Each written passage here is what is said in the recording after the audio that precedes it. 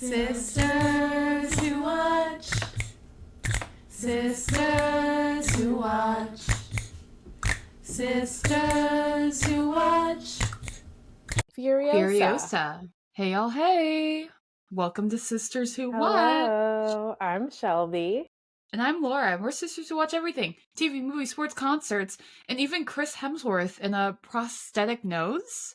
We love Crazy. to watch, and we love talking about it even more.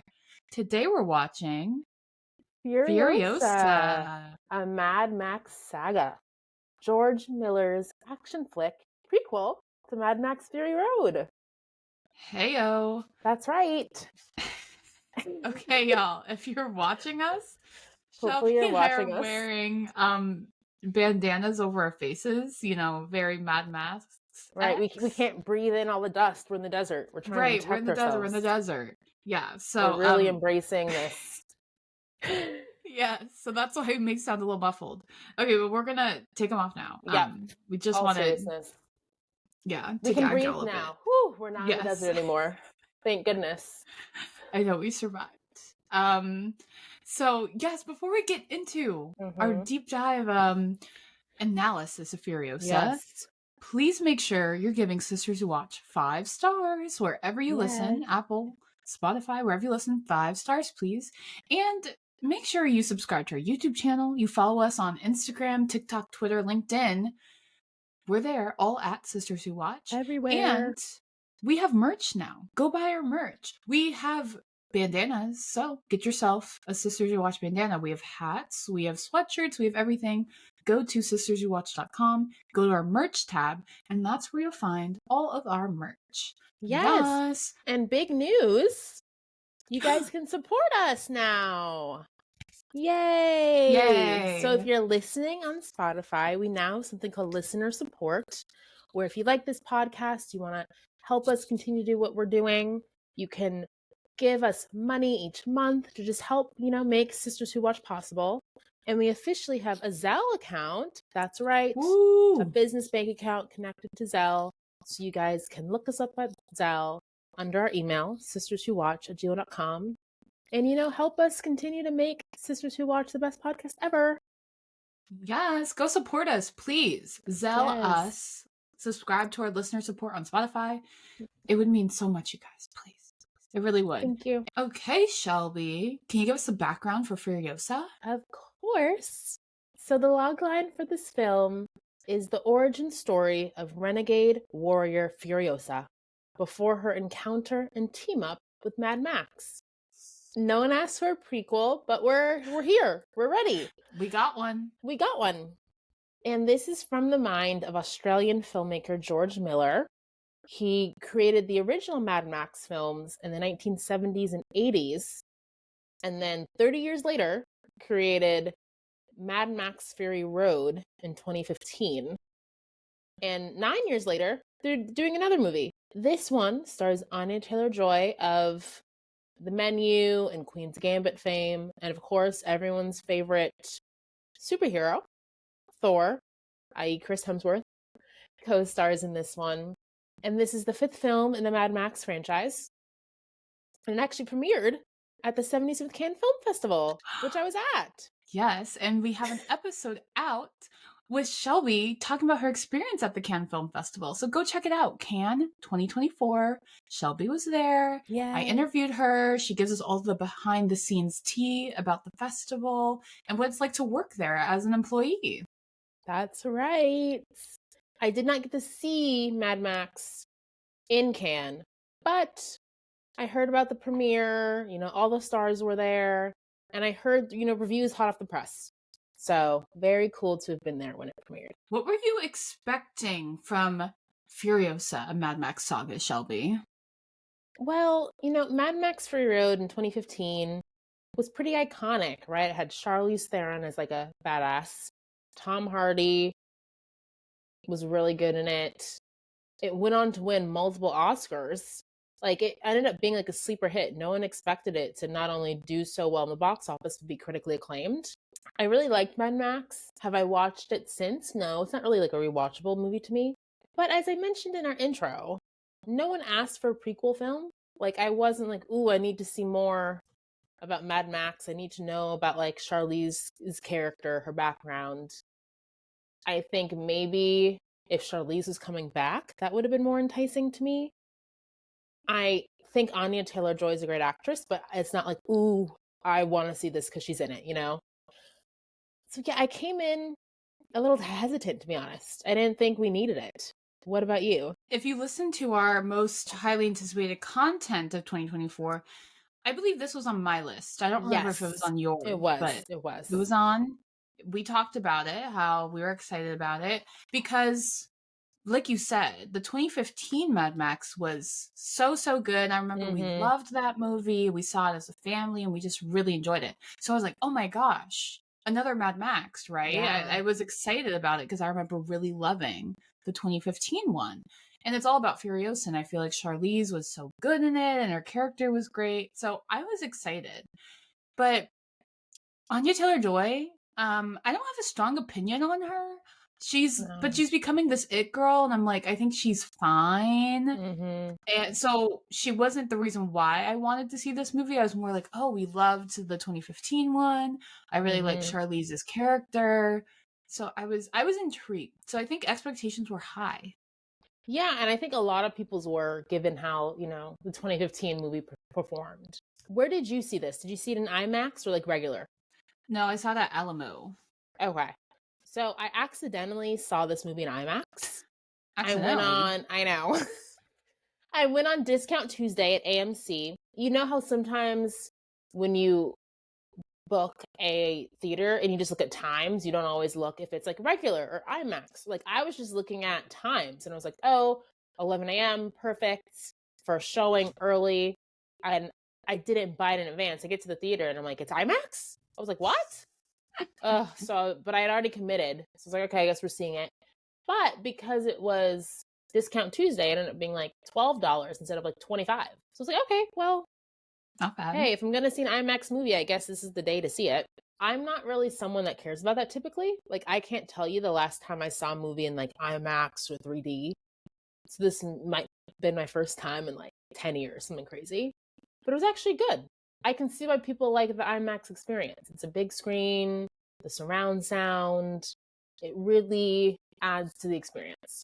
I haven't seen an IMAX movie in a long time, but I feel like this is the kind of movie you would want to see in IMAX for sure.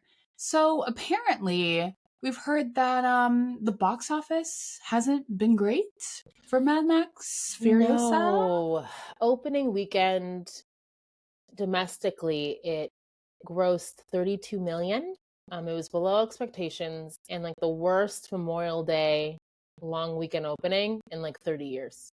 Like I know. And it barely beat Garfield. Garfield had like 31 million for the weekend. Ouch. I know. And since it's like had a really steep decline, if you are going to make sequels, prequels, whatever, 5 years ago, people wouldn't care. They would see every sequel or prequel. Now, it's a lot harder to get someone to just see a mediocre prequel or sequel they didn't ask for.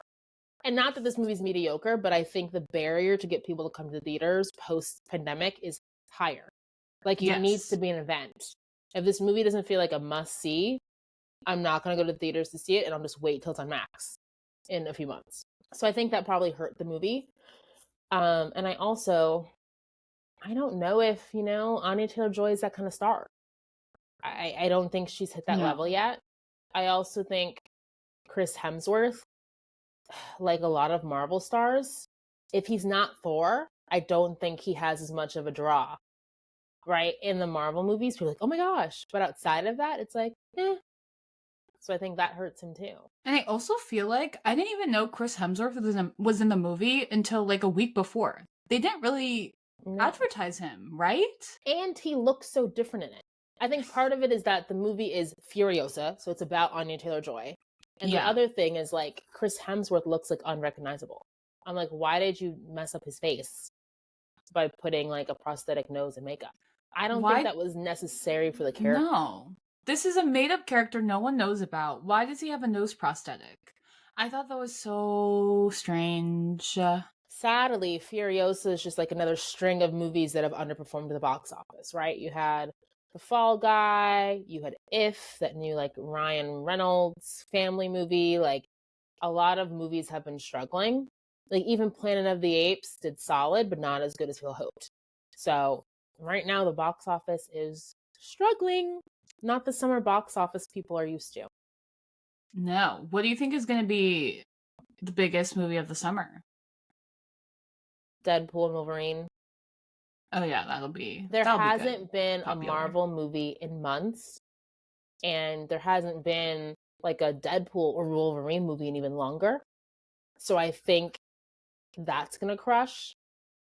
Also, I have not seen any of the Despicable Me movies or Minions movies, but Despicable Me 4 is coming out, and obviously those have so many fans. So I feel like that could be like the second biggest. I think Deadpool and Wolverine first, and then Despicable Me 4.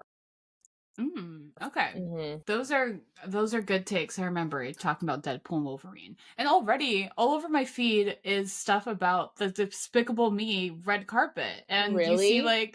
yes, like Miranda Cosgrove with a dog, and like apparently there's a bunch of dogs on the red carpet for some reason. Maybe the movie has to do with dogs, but I feel like I've been seeing the press.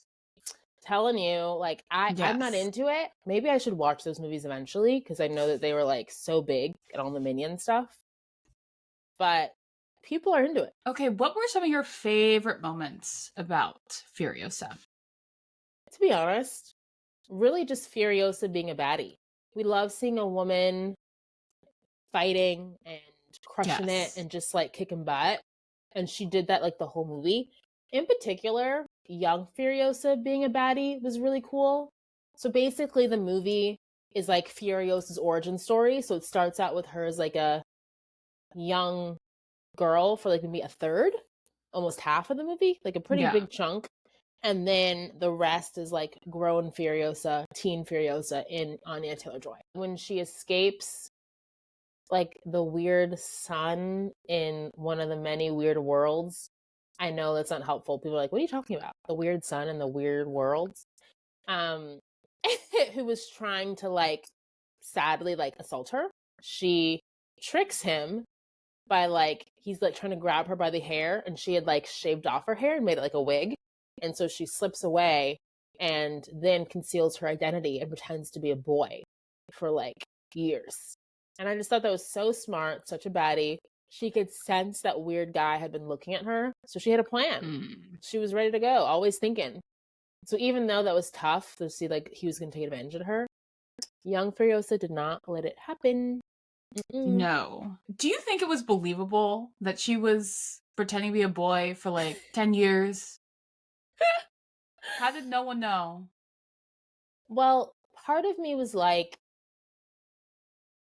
did they never ask like what happened to her? Like why, like wouldn't they be worried that a girl disappeared from their like prison little area? Like it just seems strange that we don't have anyone ever looking for her. Yeah, and she was like a prized possession. Yeah, like they're fighting over her. I agree. That was a little weird. As she like got older, it's like she was just like covering her head, but had hair. Like that was surprising to me, and how she would always hide to go to the bathroom and like no one ever found out. A lot of suspension of like disbelief, for that to all work. I didn't question it in the moment, but you're right, as I reflect, it's like, did that really make sense? I liked how self-sufficient she was, so she didn't need anybody, and how she was just as tough and fought as hard as all the men. And she was very handy. And you see that when she's like, they're on Ferry Road, and another gang is like attacking their truck, and she escapes from, the village where she was working at, cosplaying as a boy. And she's like on the bottom of the truck, hanging on for dear life. And she's like trying to fix the truck so that it doesn't break down during this battle. I thought that was really cool. Yeah, I thought that was a really good scene. Another scene I liked was when Furiosa saved Praetorian Jack, like the car driver guy in Gastown. Basically, she has a chance to like run away and leave and finally like find her home that she had been stolen from, but goes back to save Praetorian Jack. Ideally, I wanted her to go leave, but it was very loyal and admirable of her to go back. And they were outnumbered, but they like found a way to escape. But what's crazy is that she saves Praetorian Jack and they escape, but not for long. Dementus, Chris Hemsworth character, eventually finds them, and they decide they're going to kill Praetorian Jack first. So then you have Furiosa tied up by her arms, rips off one of her arms to escape. Oof. In the last movie, Fury Road in 2015, we see that Furiosa, Charlize, has this metal arm. She only has one arm. And I was honestly also forgot that, to be honest. I didn't remember that. So I was like, oh, I wonder when that's going to happen. And then, yeah, we see it. She sacrifices her arm to escape Chris Hemsworth. I did like how she finally got her revenge on Chris Hemsworth. Yes. Because what he did was so bad. Like, Chris Hemsworth finds Furiosa, the young Furiosa, who escapes from her village, and and her mom is trying to find her. Her mom is trying to find her. She leaves their village, and then Chris Hemsworth abducts the mom, of course, and then tortures her, and then kills Furiosa's mom in front of her. Brutal. Yeah, that was really, really bad. So then Furiosa becomes mute, basically. She doesn't talk. She hates her life. Then she finally gets her revenge. And he basically suffers from heat stroke, just like wandering the desert, and Furiosa's like beating him up, and yeah, then he finally dies. Well, what's weird, Laura, remember at the ending, they were like, there are all these stories of like how he really died. And then they show him like as like a tree trunk, and like that's how he really died. I don't know. It was weird. It's unclear. It was like, did he die in the desert? Was he a tree? Did you bury him and become a tree? Yeah, like did she just shoot him? There are all these weird potential stories of like how he died. Like they were trying to say, oh, there are myths about like everyone saying how Dementus died. I hope he wasn't a tree. I wouldn't want to see a tree. I know, and eat fruit made from his Dementus? decaying body. No, thank you. No. What were some of your least favorite moments? I know that for me, there were a lot of just gory scenes. Like we talked about Furiosa's mom being burned alive. That was rough.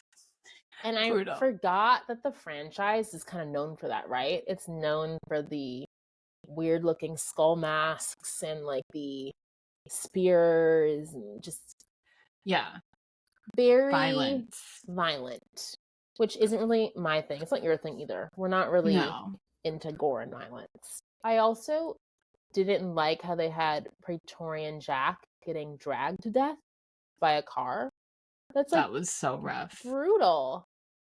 And then there were a few times they had like prisoners die by like pulling their bodies apart by like just thinking about it, I'm like gagging. By like motorcycles or cars or like dogs, and I was like, stop it. The way that they sacrificed all the men was just so heinous. Oh my goodness. Oh my gosh, speaking of sacrifice, remember in one of the weird towns, it was the town that had all the water, they just like jumped off like a building to their death to show like, we would do anything for our leader, and he was like, ah, and then like jumped off to his death. So weird. Could not be me. Something else that I didn't love to see in this movie, the treatment of women, right? At one of the compounds, one of the communities, where they're like, oh, she can marry one of the men and she'll be taken care of. That's what they told Chris Hemsworth. And she was just in this community of women who just like sat there and were used to procreate and just have children. Gosh. It was so weird. And I felt like besides Furiosa, none of the women really had any autonomy or lines. Like, did we hear from any other woman besides Furiosa and her mom in the first, 15 minutes of the movie? You heard from women in the beginning of the movie when they were, in that magical land. It kind of reminded me of, Wonder Woman? Wonder Woman. Yes. Jinx! It was, the magical land of women. It's like the Wakanda for women. Yeah, after that, women were just props and tools to procreate, like you said. And also, they were just there. They were window dressing. Yeah, background characters, for real. You hate to see it. Shelby, yes? Who or what from Furiosa did you love to hate? Mixed feelings. Well, I don't know if you noticed that, Elsa Patakai, or however you say her name, cameo. Do you know who that is? No. She's Chris Hemsworth's wife. Oh, yes, his real wife. life. Yes. She initially was, a part of that amazing female empowerment community with Furiosa and her mom, right? And then all of a sudden, you see her years later as a part of Dementus's crew with her face messed up. And I was just confused. I was like, was that a plot hole? Were we not supposed to notice that? Was she just playing a different character? Was she the same person? And if she is the same person, why'd she go from a hero to a villain?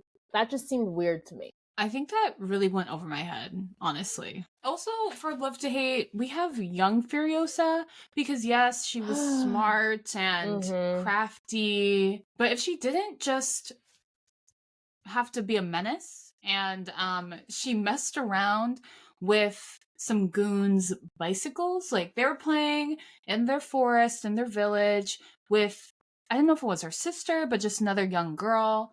And they were minding their business, and then Furiosa saw a bunch of goons, eating the food in their village. And she was like, I'm going to go down, stay here, be quiet. And then she starts, messing with their motorcycles, draining it of the gas. And it's like, girl, mind your business. Yes, they shouldn't be there, but you're just putting yourself in danger. Call your mom. Literally, don't play hero ball. Call the grown-ups.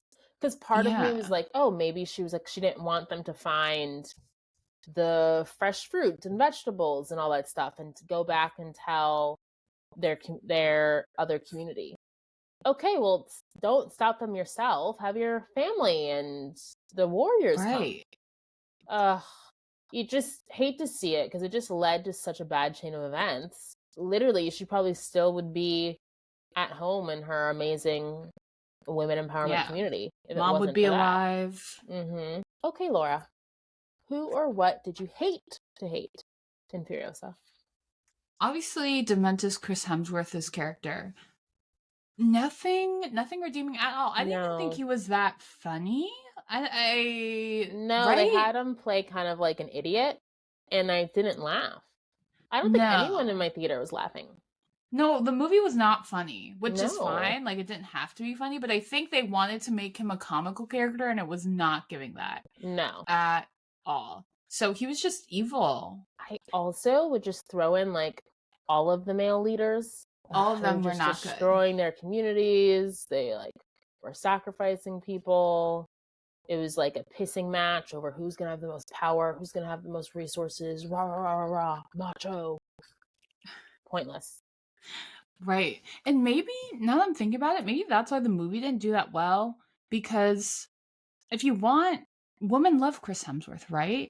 And if you want women to see the movie, I mean, I feel like Mad Max is such, kind of bro-y, macho kind of vibe. And Chris Hemsworth wasn't even looking his best. So the girlies are not going to go see it, especially if he has that nose on.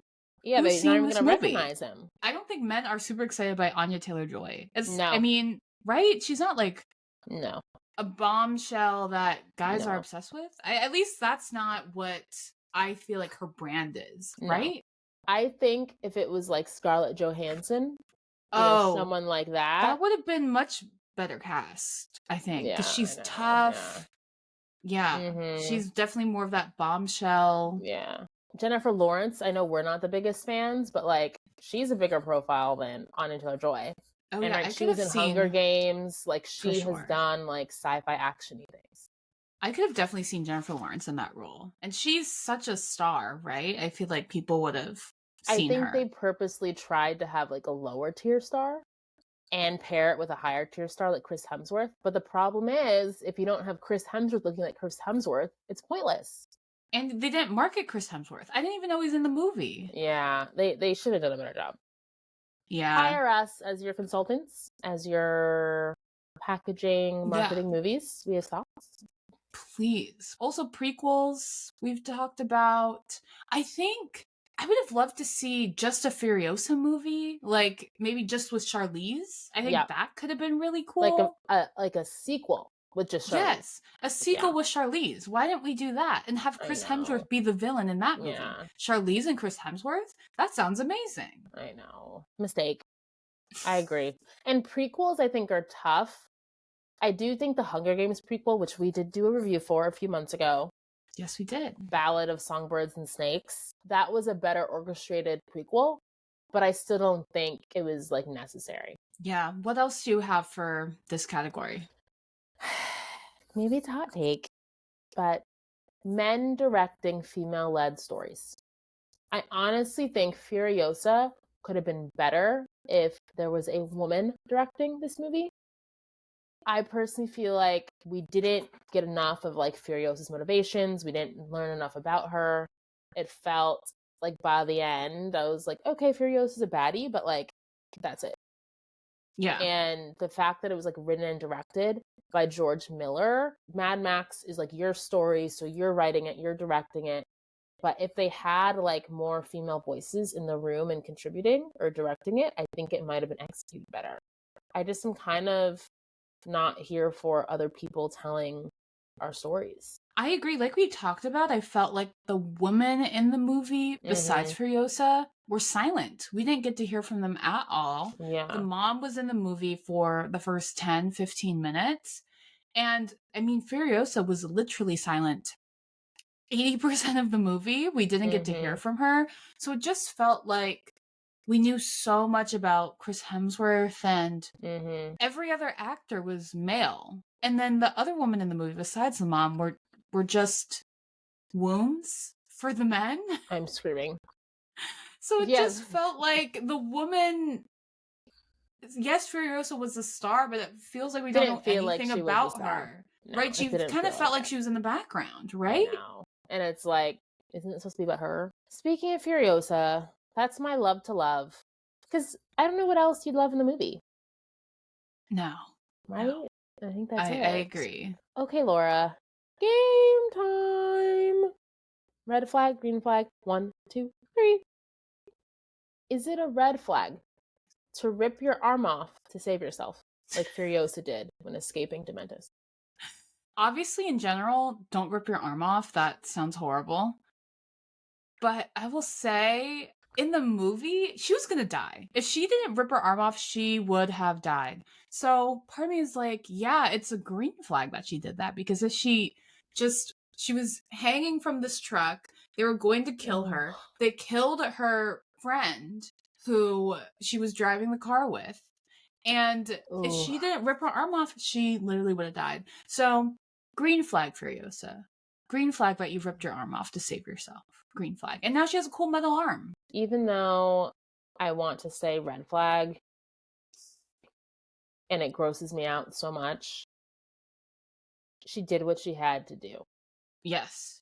And hey, an arm or her life. Her life. Right? If it's save your arm or save your life, you better be saving your life. Come on. Shelby, is it a green flag to risk your life to save a friend?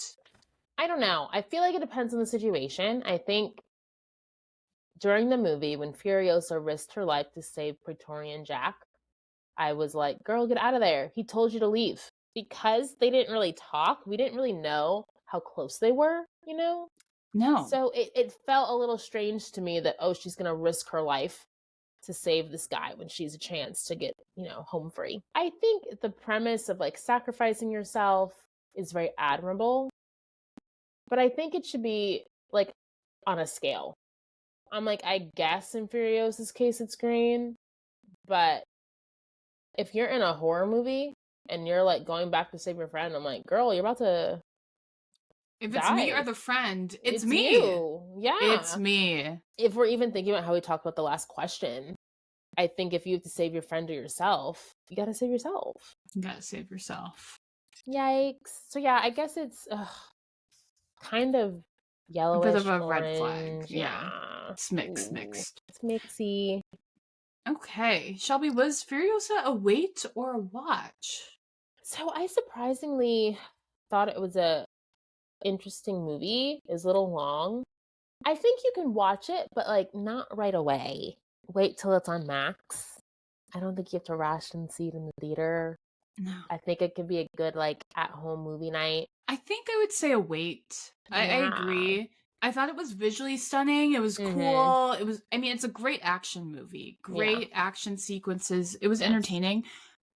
But generally, I feel like I had no idea what was going on in that movie. I was so lost. confused. Yeah. I was lost. I was like, what's going on? Yeah. They're going to all these different places and they're negotiating like gasoline and food. And I just did not understand what was happening. I was like, what is the storyline? I knew that Furiosa was trying to escape and then Chris Hemsworth found her. I don't know. I just found it really hard to follow. I was in the theater and I was like, what is going on? Also, they had really strange voices that were really hard to hear.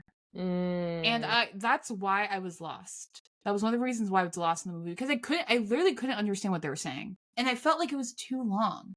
Because it was long. Like, I get the arc, right? She was abducted by Chris Hemsworth, and then she ends up getting... The movie was split into, like, 5 parts or something? I think so. And then she gets her revenge. I feel like we didn't need, over 2 hours of that to get to that endpoint. I feel like sometimes with these, like, sci-fi fantasy movies, they don't do the best with world building. And I'm like, did I have to see every single Mad Max movie to understand this? Should I have rewatched Fury Road like a day before to get it? I don't think it should be that complicated. So I think that's part of the issues with the writing or directing. Like, anyone should be able to see the movie and get it. Like, I knew people that went to see Dune 2 and hadn't seen the first one and still enjoyed it and followed. Like, I think that's an issue with this movie. Like, if I'm not able to, like, understand what's going on and follow, it means you have too many worlds and people and communities. Too many. It was a lot. I'm aligned. Yeah, I was like, why are they on Ferry Road? Where are they going? What's happening? I just didn't understand. Until when you were talking earlier about how they were driving on Fury Road. I kid you not, I didn't realize that was Fury Road. When they're driving on that road to get to each place. So when you said that, I was like, light bulb. Did not know that was Fury Road. Yes, I heard them be like, oh, go in there on Ferry Road. And I was like, oh, that's the main road. Yeah. Because it's hard to understand what they're saying. Yikes. I got every third word, basically. Okay, on to our What to Watch segment. Yes. So, shockingly, in development is another Mad Max sequel called Mad Max The Wasteland. But, apparently... the sequel may be on pause due to Furiosa's box office performance. Oof. Tough. But what I don't get is why not make the sequel to Mad Max Fury Road first before doing the prequel? Because I bet you, if you had just done a classic sequel with Tom Hardy and Charlize, that would do a lot better than this Furiosa prequel. Totally and now you can't make it because the prequel bombed. So it's going to be really hard for the studio to commit to another Mad Max movie. If you still want to support Chris Hemsworth in action movies, he's in Transformers 1, which comes out later this year. He voices a robot. I've never really been a Transformers girly. I think the last one I saw was the first one with Shia LaBeouf and Megan Fox from like decades ago. So I probably will not be seeing it. But in case y'all want to see, comes out fall 2024. Yeah, I probably won't be watching. But, you know, if you do, let us know how you like it. Okay, well, if you enjoyed this episode of Sisters Who Watch, please give us 5 stars wherever you listen. 5 stars on Apple, Spotify, wherever. 5 stars, please. That would mean right. so much to us. And follow us on all our social media platforms. Subscribe to our YouTube channel. Follow us on Instagram, TikTok, LinkedIn, Twitter, all at Sisters Who Watch. And go buy our merch. Go to sisterswhowatch.com, go to our merch tab, and buy yourself some merch. And yeah, we also have listener support on Spotify. So go on Spotify, you can activate listener support, and you could donate like $1 a month, $5, $10, whatever you think. And we have a Zelle too. So if you go to our link tree, you can scan the QR code and send us some money on Zelle. Thank you. That would mean so much to us. Look You have us no up idea. at sisterswhowatch@gmail.com on Zelle, y'all. It means a lot. And of course, we want to hear from you. You can respond to our Q&As and polls on Spotify, leave us reviews on our podcasts, comment on our social media posts and YouTube clips, and of course, email us at sisterswhowatch@gmail.com. Thank you so much for the support. Thank you. Y'all are the Bye. best. Stay watching.